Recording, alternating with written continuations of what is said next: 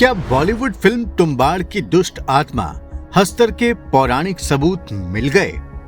भारत के किस महान ऋषि से हो सकता है हस्तर का बेहद नजदीकी संबंध? शापित हस्तर कैसे बन सकता है मानवता के लिए वरदान? दोस्तों, बॉलीवुड की सुपरहिट हॉरर मूवी तुम्बाड़ जब सिल्वर स्क्रीन पर रिलीज हुई तब यह बहस तेजी से शुरू हुई कि इसकी कहानी के क्या पौराणिक सबूत हैं?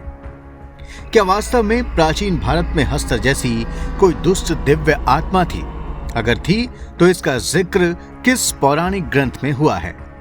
तो दोस्तों, हम बता दें कि पौराणिक ग्रंथों के कई विद्वानों के मुताबिक तुम्बाड़ के हस्तर का संबंध सप्त ऋषियों में से एक कश्यप ऋषि से है, और जिस कहानी पर तुम्बाड़ फिल्म बनाई गई है उससे मिलती जुलती कहानी वेदों और विष्णु पुराण समेत कई पुराणों में मिलती है।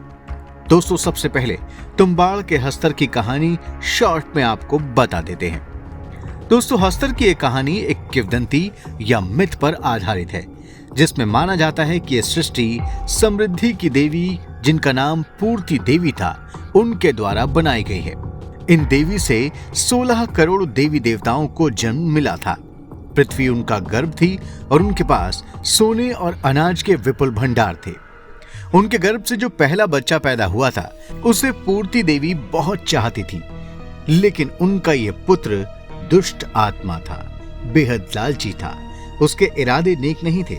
उसने पूर्ति देवी का पूरा धन, सोना, चांदी, हीरे, जवाहरात सब हड़प कर अपने पास रख लिए। लेकिन जब उसने धन के साथ साथ अन्न पर भी कब्जा करना चाहा, तो उसके 16 करोड़ भाई बहनों ने उसके खिलाफ युद्ध छेड़ दिया। इस हमले में हस्तर बुरी तरह घायल हो गया। वो मरने ही वाला था, तभी उससे अत्यधिक स्नेह करने वाली उसकी मां वहां पहुंची और उन्होंने हस्तर को अपने गर्भ में रखकर बचा लिया। लेकिन इस दुष्ट आत्मा की जान की रक्षा के लिए शर्त भी रख दी गई। उसके अन्य देवी देवता भाई बहनों की तरह इसकी कभी पूजा नहीं होगी और उसे हमेशा के लिए इस तरह भुला दिया जाएगा जैसे कभी उसका कोई अस्तित्व ही ना रहा हो। उसका किसी भी ग्रंथ में या किसी भी अन्य जगह कोई उल्लेख नहीं होगा।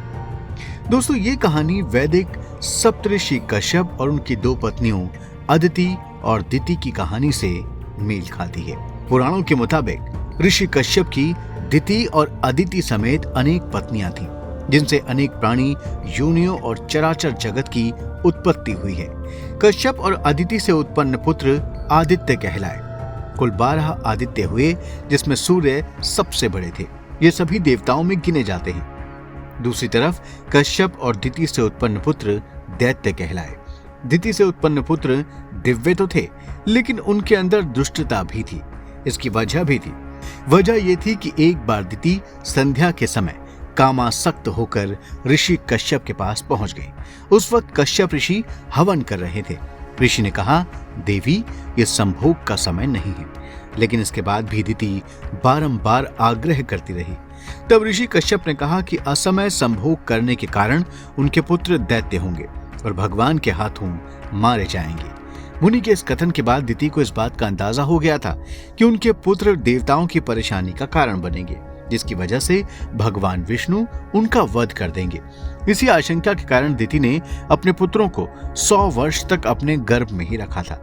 एक बात और, अदिति के पहले पुत्र के रूप में सूर्य को तो सभी जानते हैं, लेकिन दिति के कई पुत्र पुत्रियां जैसे हिरण्यकशिपु, हिरण्याक्ष, होलिका आदि थे। लेकिन पहली संतान के बारे में उस तरह स्पष्ट उल्लेख नहीं है जैसे पहले आदित्य विवस्वान यानी सूर्य का है। दिति का अपने पुत्रों को 100 वर्ष तक अपने गर्भ में रखना और पहले पुत्र का स्पष्ट उल्लेख न होना पूर्ति देवी और हस्तर की कहानी से काफी मिलता जुलता प्रसंग है।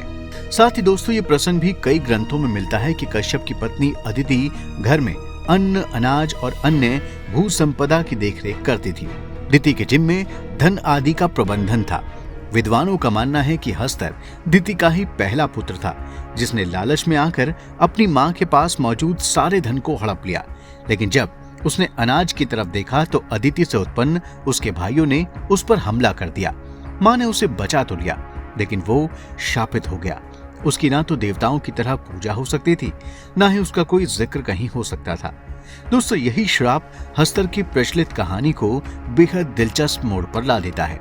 कहा जाता है कि पूजा न करने के श्राप के बावजूद महाराष्ट्र के कोंकण इलाके में स्थित तंबाड़ गांव का एक ब्राह्मण परिवार हस्तर की पूजा करने लगा।